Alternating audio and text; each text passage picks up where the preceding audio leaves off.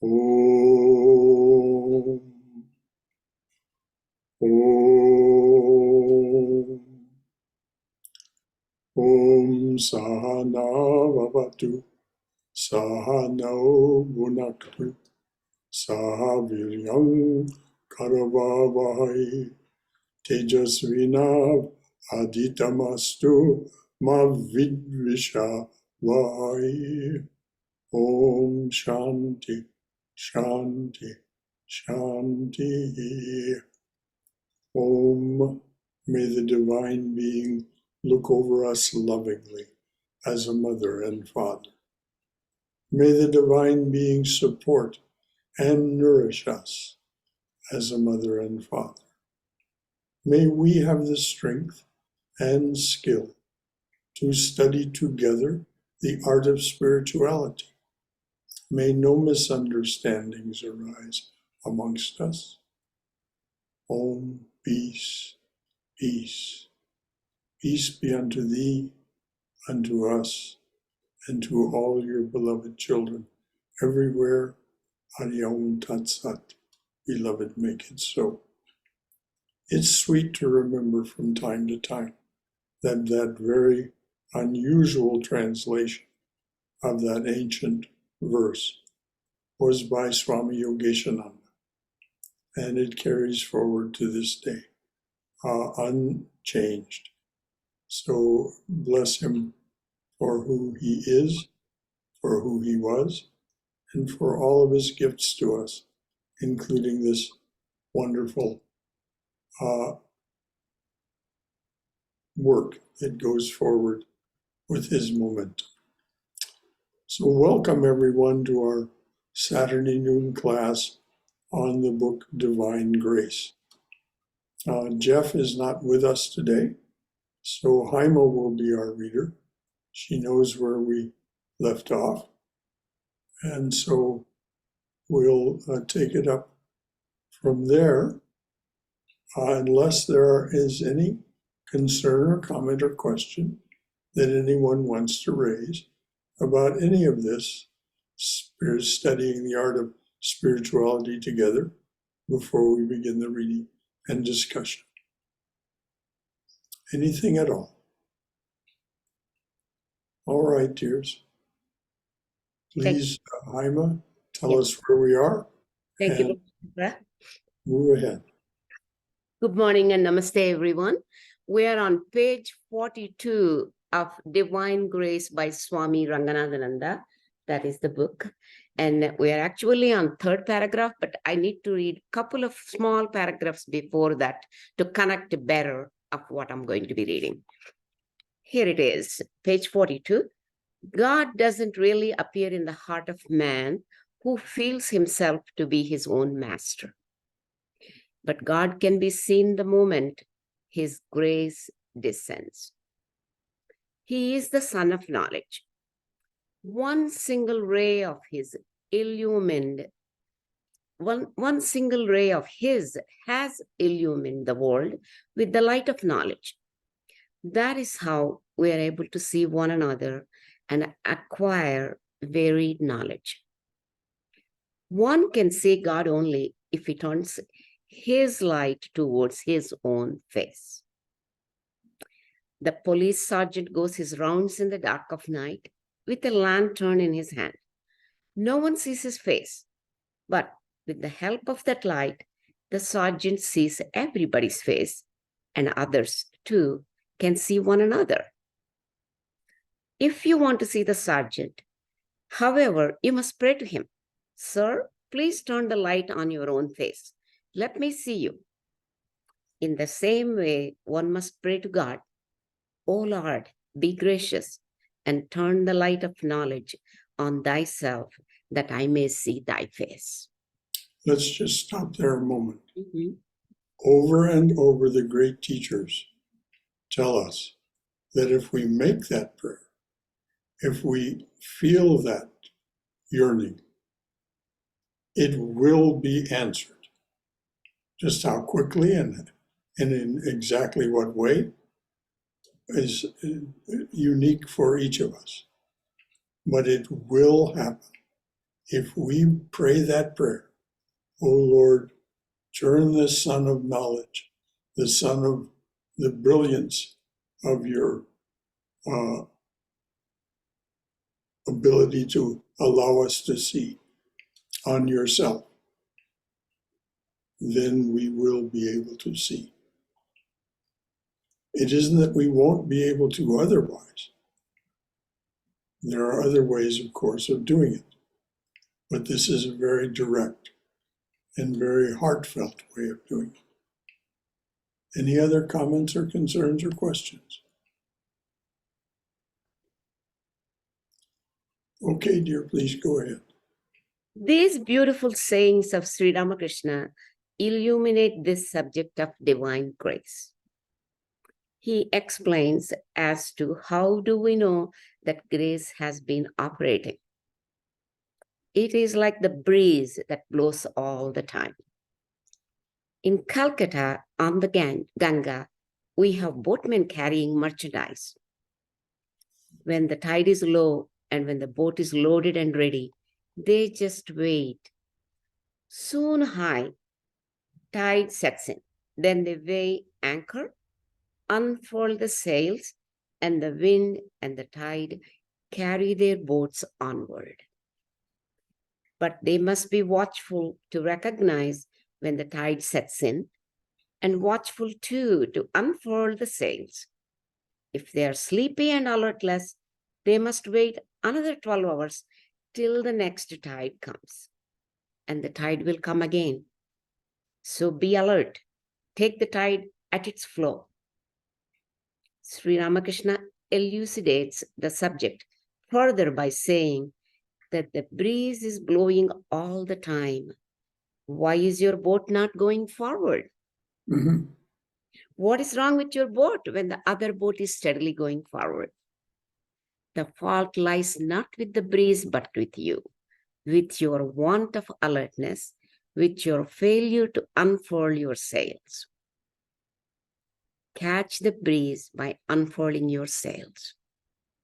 That effort of unfurling your sails is yours, but the wind of grace is always there. Sri Ramakrishna. Comments or questions about this idea of the breeze of grace and what is meant by unfurling your sails?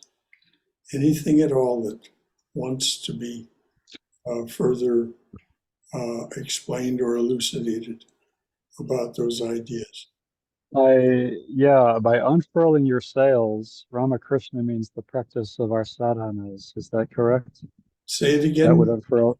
The practice of our sadhanas would be the unfurling of our sails. Exactly.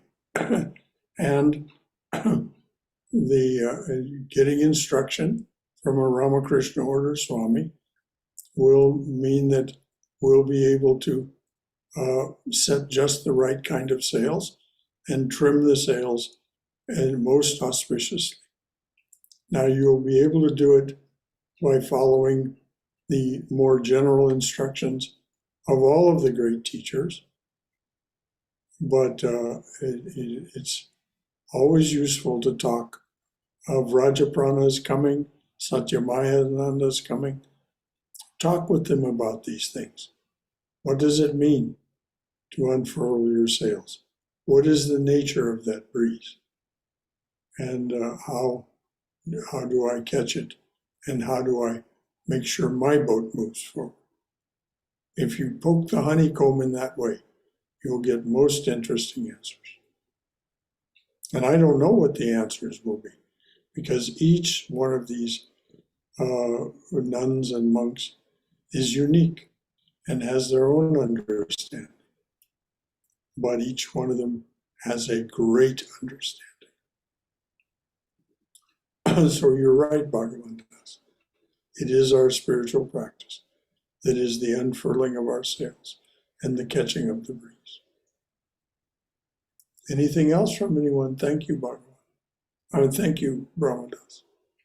Brother Shankara, I'd just like to mention that, couple of weeks back, I was hearing Swami Sir Priyanand, and he mentioned exactly the same thing, which hit me in my head, I need to be ready to raise my sail because the winds are always blowing. So I still remember that. It means unless I am ready, nobody can change anything for me. So I need to raise my sail. I need to put an attempt, and I need to move forward on this spiritual path. That's what I understood. Yes, and the boat will move. If you raise your sails, the boat will move. And once the boat is moving, as Sri Ramakrishna humorously says, you can just put your arm around the rudder and let the breeze carry the boat forward. And in the language of his time, you can sit back and have a smoke. So, yes, once we're underway, then things seem to move forward somewhat of their own accord. We, of course, have to remain attentive. If the wind changes, and the wind always changes, then we have to trim our sails to the new direction of the wind. That's being a good sailor. Thank you for bringing that up, dear. Anything else from anyone?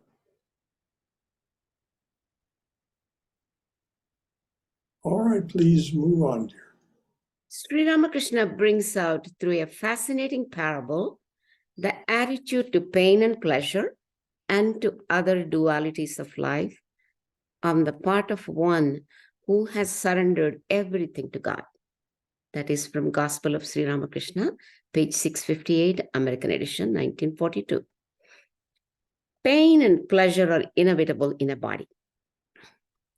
He who has realized God has dedicated his mind and life, his body and soul to God. When Rama and Lakshmana went to take their bath in the Pampa lake, they thrust their bows into the ground. Coming out of the water, Lakshmana took out his bow and found its tip stained with blood. Rama said to him, "Look, brother, look. Perhaps we have hurt some creature." Lakshmana dug in the earth and found a big bullfrog. It was dying. Rama said to the frog in a sorrowful voice, "Why didn't you croak? We should have tried to save you. You croak lustily enough when you are in the jaws of a snake." The frog said, "Oh Lord, when I'm attacked by a snake, I croak, saying, 'Oh Rama, save me. Oh Rama, save me.' This time I found that it was Rama who was killing me, so I kept still." What a beautiful parable. Mm-hmm. Again, the doubts of the mind will not disappear without his grace. Doubts will not disappear without self-realization. But one need not fear anything if one has received the grace of God.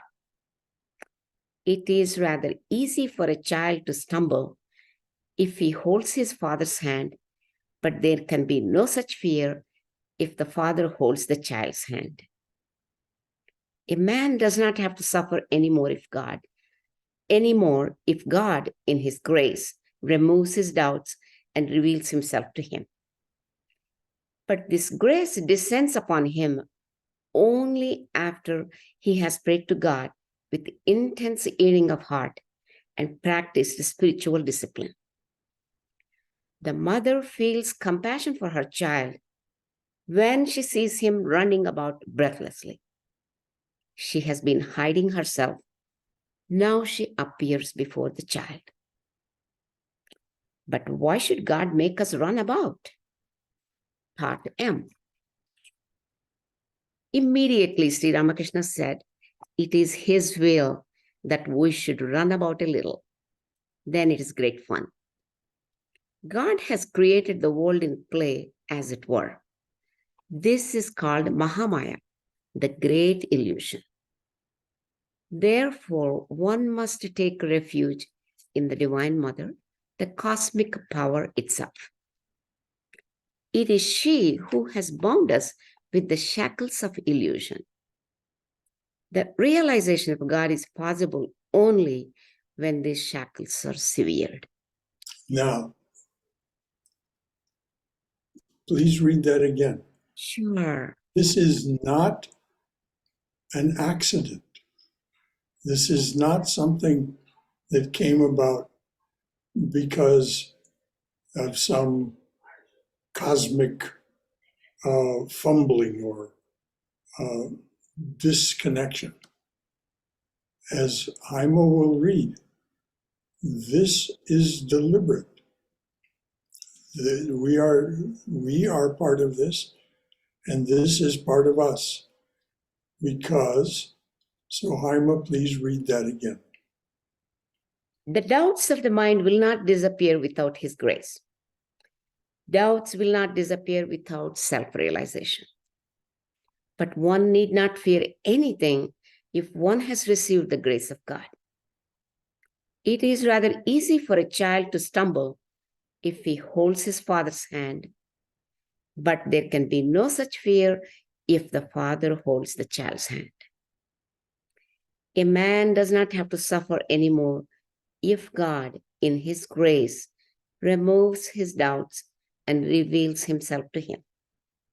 But this grace descends upon him only after he has prayed to God with the intense yearning of heart and practiced spiritual discipline. The mother feels compassion for her child when she sees him running about breathlessly. She has been hiding herself. Now she appears before the child. But why should God make us run about?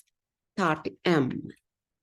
Immediately, Sri Ramakrishna said, it is His will that we should run about a little. Then it is great fun. God has created the world in play, as it were. This is called Mahamaya, the great illusion. Therefore, one must take refuge in the Divine Mother, the cosmic power itself. It is she who has bound us with the shackles of illusion. The realization of God is possible only when these shackles are severed. Severed. Severed. Yeah.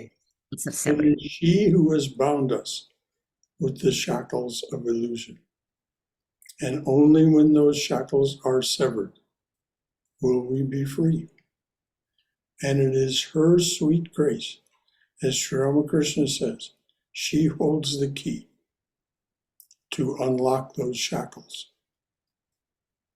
This is such a key point, and this is why it's recommended to us that we put our hand in the Father's hand. The Father's hand is extended to us.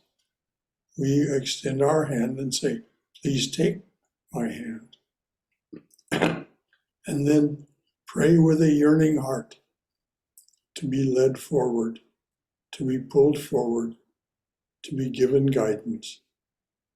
And then, though these things will happen spontaneously and automatically, it will take much longer. If you do it in this spirit, it accelerates things a great deal. So are there any comments, concerns, or questions about any of all what has been read or said?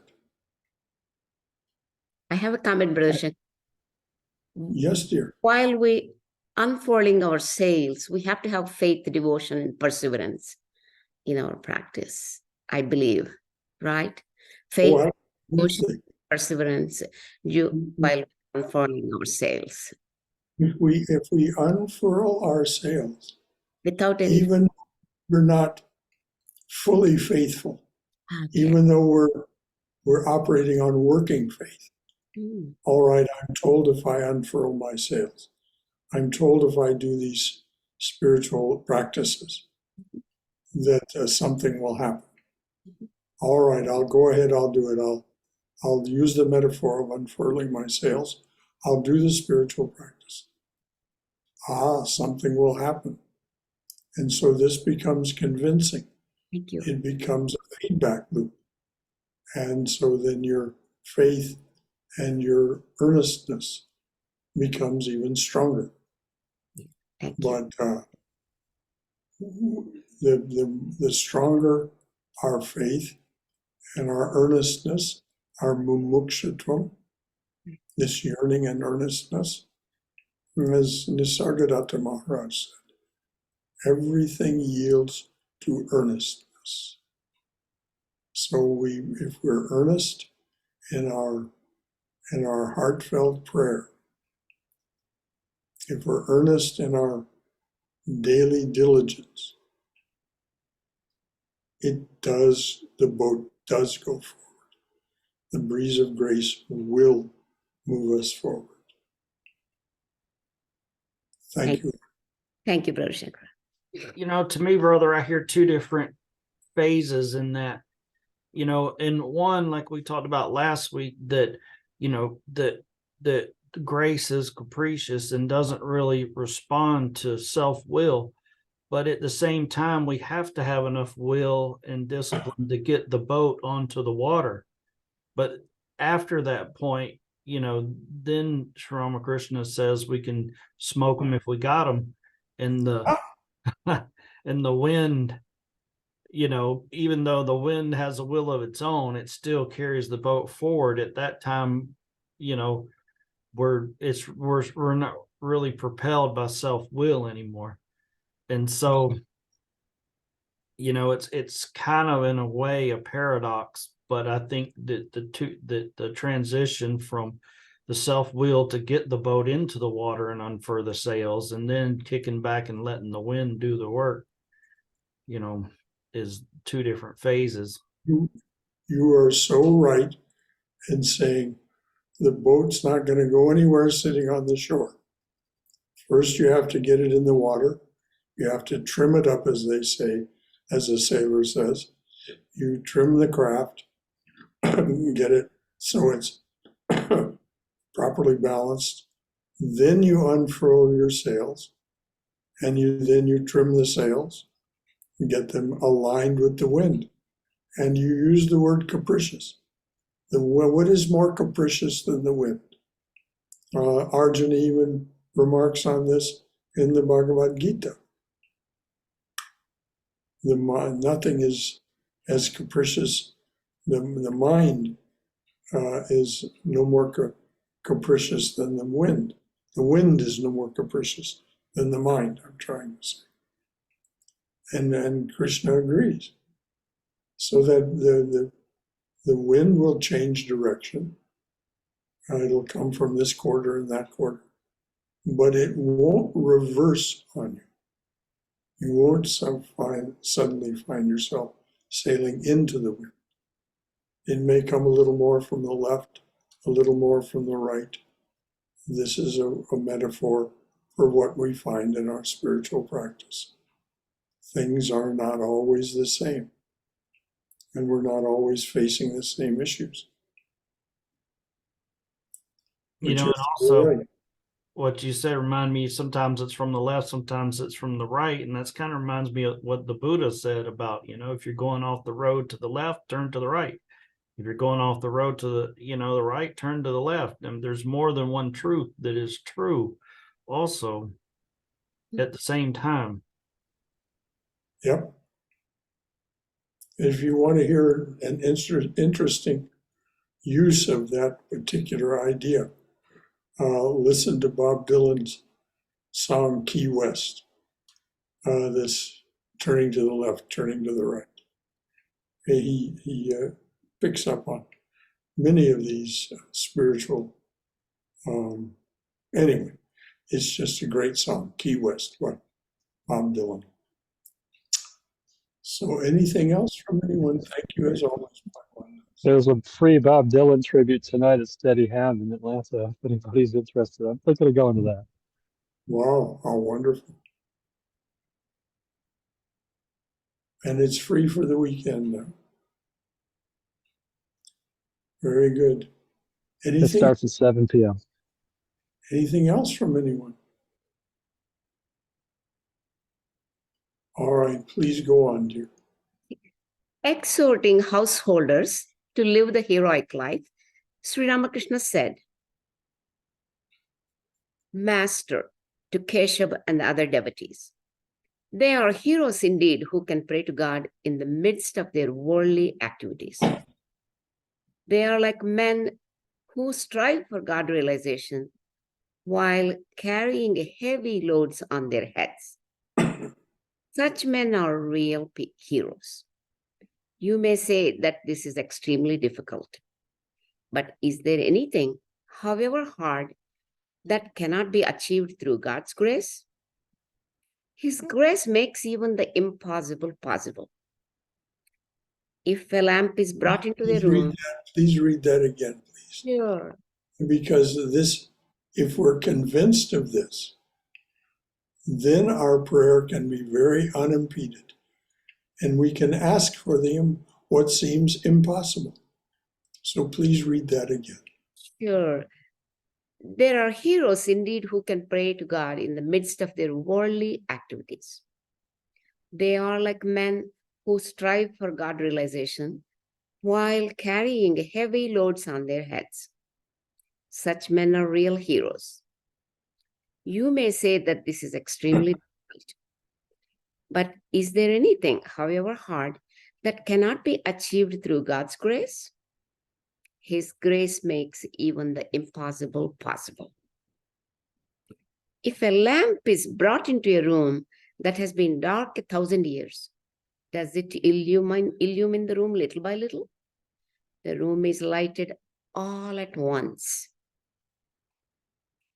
These reassuring words gladdened the hearts of Keshav and the other householder devotees.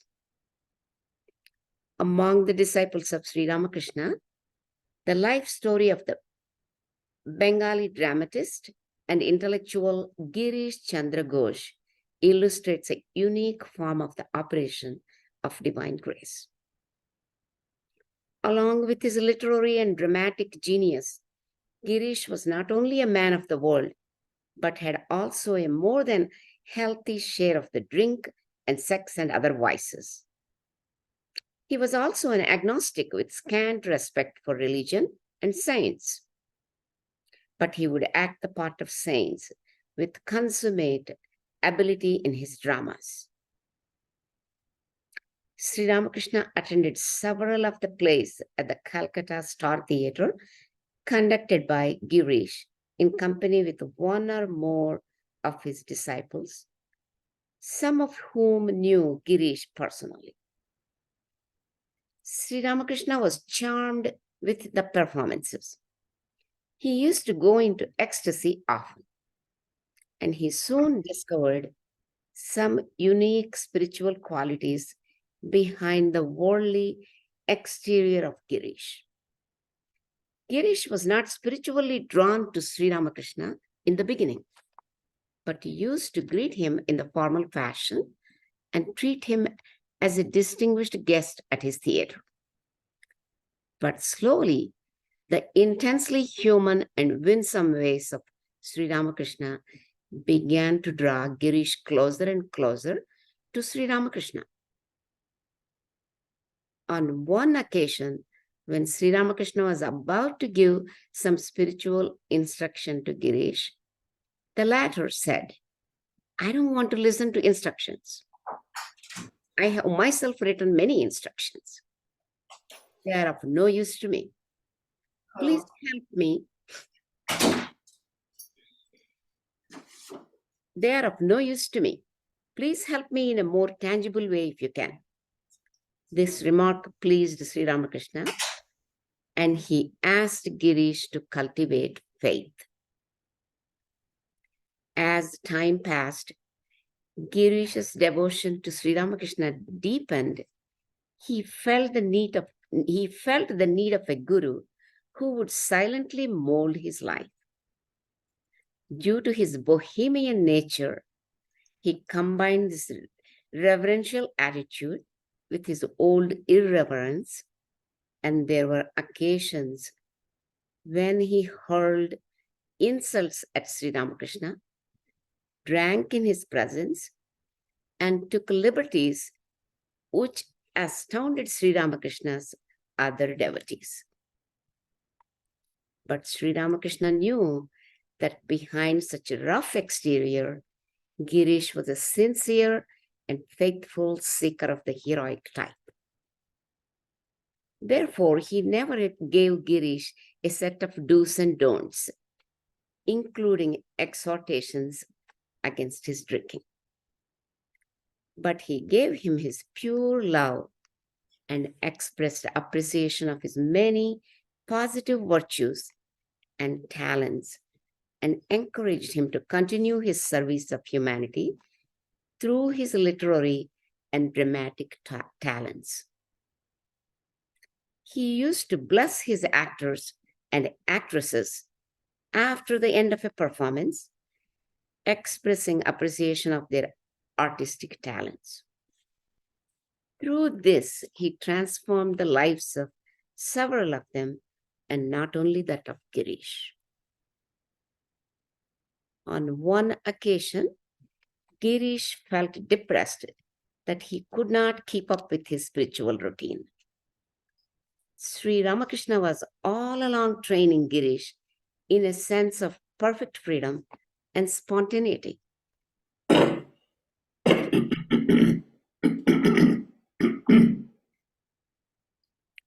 Hearing his complaint about his inability to submit himself to any routine of spiritual discipline because of his uncertain schedule of life as a dramatist and theater manager, Sri Ramakrishna said in an exalted mood, "All right, you give me your Vekalatnama or power of attorney. Henceforth, I assume responsibility for your spiritual life. You need not do any routine spiritual practice." At this, Girish heaved a sigh of relief. He felt happy to think that Sri Ramakrishna, as his guru, had assumed full responsibility for his spiritual progress. But as days passed, Girish began to realize that by this, he had put around his neck a noose of love 100 times stronger than the bondage of routine practices, spiritual practices, and that he had begun constantly to dwell on the thought of Sri Ramakrishna and his divine grace, reducing himself to nothing in the process.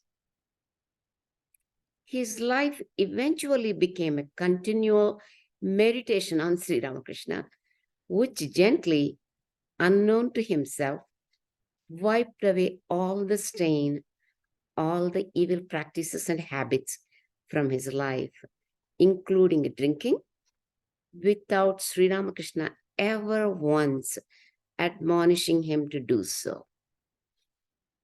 Later, Sri Ramakrishna treated Girish, though still a householder like his other householder disciples, on a par with his monastic disciples. And after Sri Ramakrishna's passing away, Girish referred to himself as the miracle of the divine grace of Sri Ramakrishna. Sri Ramakrishna illustrated in the modern age the truth of the statement of the Narada Bhakti Sutras, quoted earlier, that pure bhakti can be experienced by a seeker through the grace of a great saint or through an atom of grace from the blessed Lord. Speaking on my master in New York in 1896, Swami Vivekananda emphasized this tangibility of spiritual giving and receiving. See the Complete Works, Volume 4. And I'll just interrupt there. Please. There's this mention in the Complete Works, but some of you know the name Swami Chaitananda. Swami Chaitananda heads the St. Louis Ramakrishna Mission Center. But what he's most known for is writing books. He's been writing books since the early 1970s, when he was Swami Prabhavananda's assistant in Hollywood. I think the thickest book that he wrote, it's really quite a thick book, maybe 2.5 inches thick, is his book on Girish Ghosh. And the reason for the size of the book is that he goes into such detail about how Sri Ramakrishna actually performed this miracle. I mean, Girish Ghosh was a depraved man when he first encountered Sri Ramakrishna. In those days, people of the theatrical profession were known to be very low in character and very depraved in their life practices. This is how it was seen in Calcutta. And Chaitanananda spares no detail in explaining just how dissolute Girish was. And yet at the end of his life, he was one of the more sought after saints for the young men and women coming to Sri Ramakrishna and the Ramakrishna order as young monks, or to Sarada Mat as young nuns.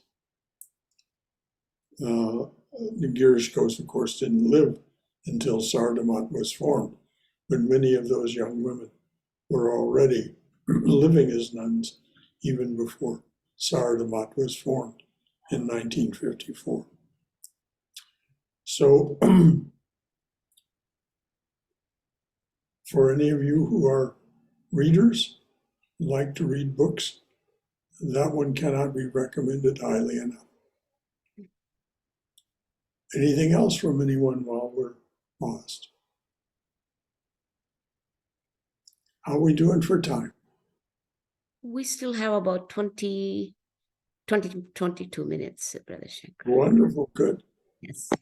Brother Shankara, Yes, do you remember the name of the book by Swami Chaitananda? it's just called Girish Ghosh. Pardon? It's just called Girish Ghosh. Oh. Just look in the St. Louis bookstore, and in the search window, type in Girish Ghosh. It's probably something like The Life of Girish Ghosh or something. And can you share what's the gist of the book, like how Oh, I did already, dear. Okay. And Haima did as well. It tells the story of this dissolute man from the time that he was nothing more. I mean, it was still a remarkable thing that he'd achieved as the head dramatist and owner of the Star Theater. I actually think he owned more than one theater. And until the sainthood, is full-on sainthood. So that's the gist of the book. Shankaraji, this is the book. Girish Ghosh, Chandra Ghosh. Okay, I can't see it, dear, but Yes. what is the title? The Girish Chandra. title is Girish Chandra Ghosh, a Bohemian devotee of Sri Ramakrishna. Okay, there you have it. There's your answer, dear. There's the book.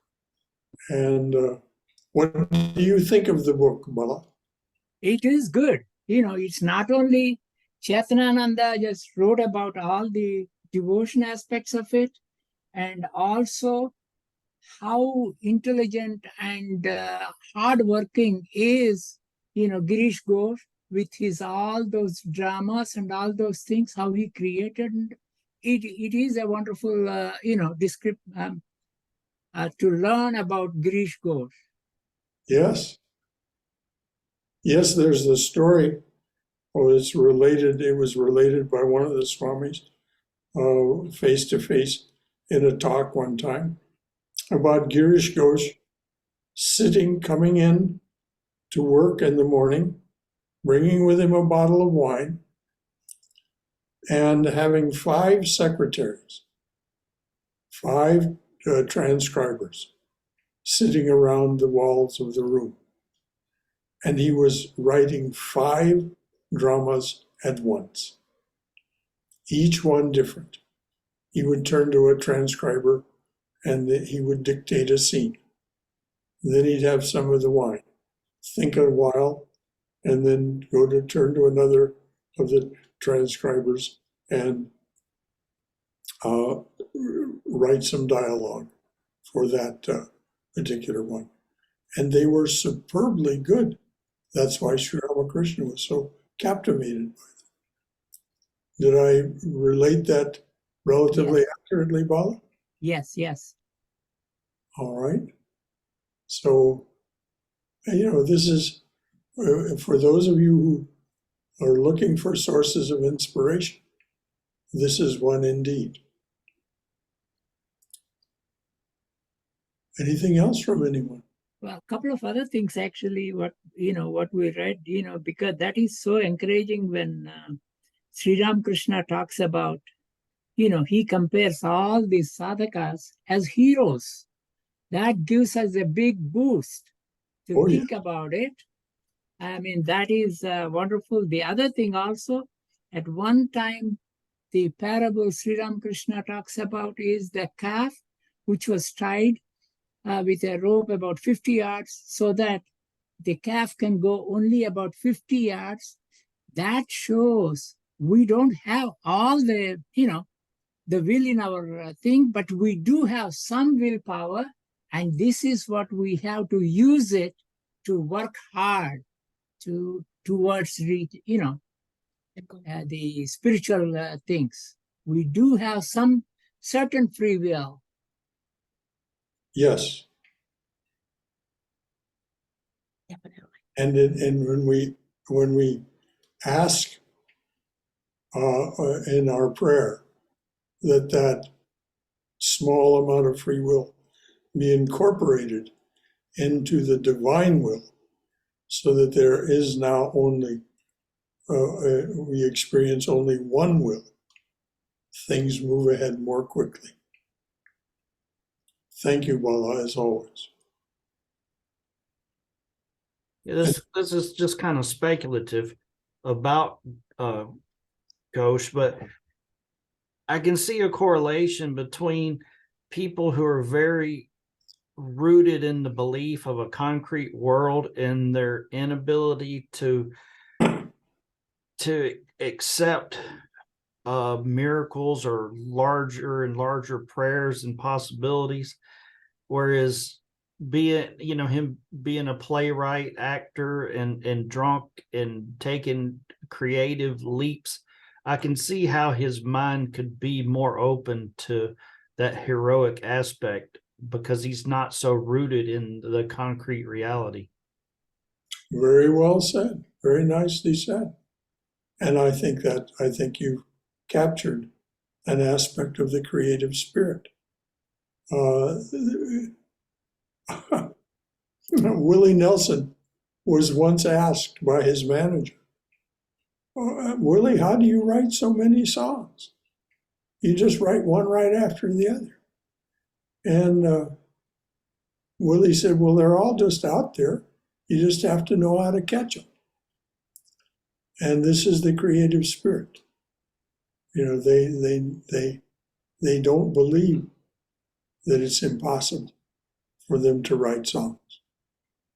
You ask most people, could you write a song? They'd say, no. Well, they certainly can and will if they believe they can. But Willie Nelson said, they're just out there in the air. You just have to know how to catch them. And as I said, Girish Ghosh, the story was told of his having 5 different secretaries or transcribers in the room with him, writing 5 different plays at once. What a phenomenal ability to not believe in the impossible. But we heard earlier in the reading today about making the impossible possible. Mother can make the impossible possible. And since she's the only doer, this is what we're told. She is the only doer, the only creator, capricious as she is. Well, whatever we want, we pray and something will happen. Anything else from anyone? Thank you, Bhagavan Das. It didn't sound so speculative to me. Well, you know, especially in AA, I see a lot of newcomers and their mind is closed to the possibility of the divine. Mm-hmm. And the more room you can learn, more space you can learn to give the divine to work, the more you believe and the more is possible, you know, to the point of like a heroic type belief in prayer. Very well said. And it is one of the great miracles in AA that people come from that position that you just described, of having no room for the divine, to embodying that principle that is only the divine power that can help them conquer their addiction. And they do in time, as you well know, embody this. And it is one of the most remarkable things about AA is that they do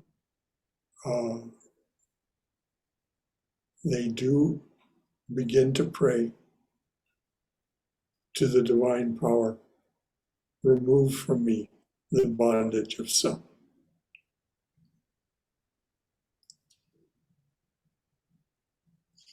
Thanks for bringing up AA. It's always so welcome as a topic here. You know, I had no idea that the Trabuco Monastery was where, I didn't know that it was started by Huxley. And now I can't even think of Bill's sponsor, but Bill Wilson. yeah. Bill Wilson. He went to the Trabuco Monastery, and he's the one who did it. And he was a doctor friend that he worked with to work out the details of the 12 steps. But they definitely got counseling from Aldous Huxley and Gerald Hurd on the principles of Vedanta that are embodied, though not with any acknowledgement, because there was no acknowledgement desired. They didn't want to confuse the two things. You know, I've thought about why in AA official lore it's not mentioned, and basically I think it's because of the same reaction that I get, like when I was telling my sponsor about, you know, the things in the monastery, especially in the 30s and 40s in the United States. Vedantic and things of Hindu origin and things of that nature did not go over well. No, as a matter of fact, Swami Prabhavananda's disciples who were part of show business, their managers and agents would tell them, don't let anybody know you're involved in this weirdo stuff. That's exactly, and that was in the 30s and 40s and 50s. And this you say that you are involved in what? Say it again? No, what were you saying? You are involved in what? Weirdo. This weirdo religion. Devilry. That's how it was felt. And they knew, and this included people like Helen Hayes and Greta Garbo and John Barrymore and people like this. People who were, if they weren't disciples of Swami Prabhavananda, they were close to him. They took counseling from him.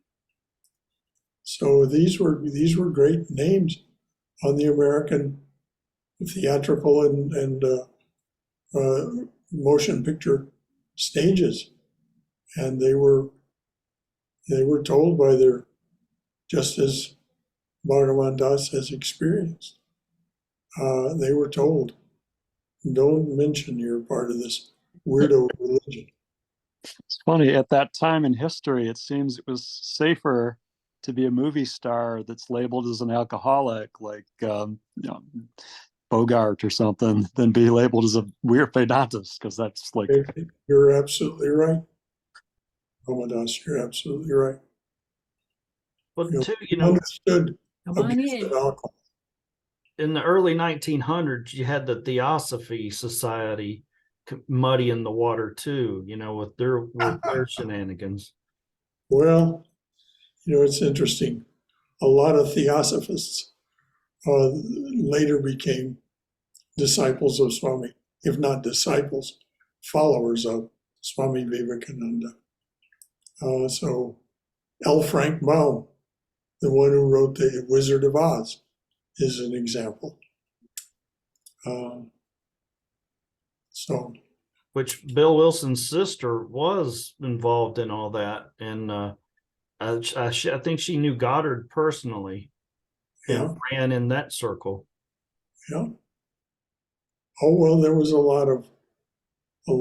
there's a lot that we don't know unless we read these books. Anything else from anyone before we move on? How are we doing for time now? We have about 8 minutes, yeah. We can Good. skip a couple of paragraphs. Sure. Okay. Okay. Swami Vivekananda, speaking on my master in New York in 1896, Swami Vivekananda emphasized this tangibility of spiritual giving and receiving. The Complete Works, Volume 4. I'm going to read a small paragraph from the Complete Works, which Swami mentions.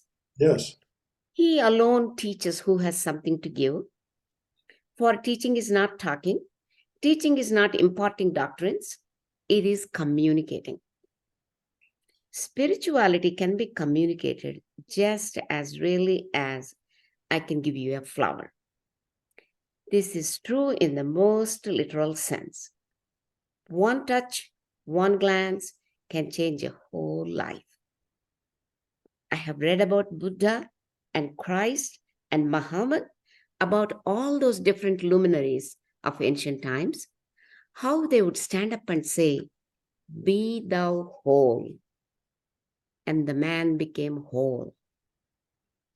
I now found it to be true. And when I myself saw this man, all skepticism was brushed aside. It could be done. And my master used to say, religion can be given and taken more tangibly, more really than anything else in the world. That's the end of that paragraph from Complete Works. A very remarkable incident in Sri Ramakrishna's life illustrates the truth of the above words of Swami Vivekananda. Swami Sharadananda, in his biography of Sri Ramakrishna, said the following. Sri Ramakrishna, the Great Master, titles the chapter that narrates this incident as the Master's self-revelation and the bestowal of freedom from fear.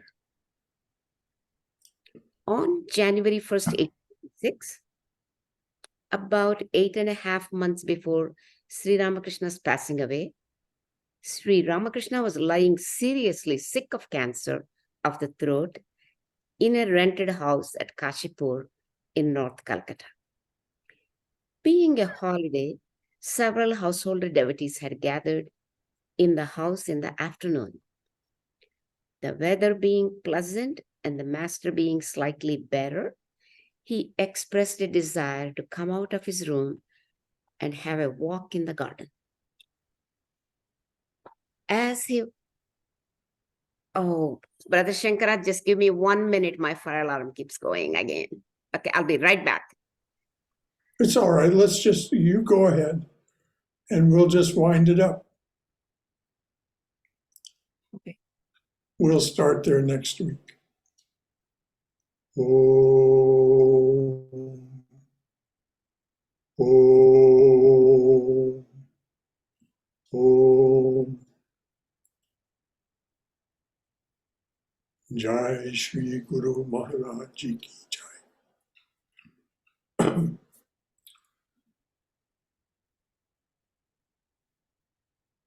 May we be safe. May we be healthy.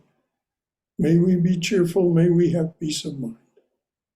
And may the mother and father that are introduced in the prayers with which we open these sessions, may that mother and father be known to hold you in his and her loving and protective embrace.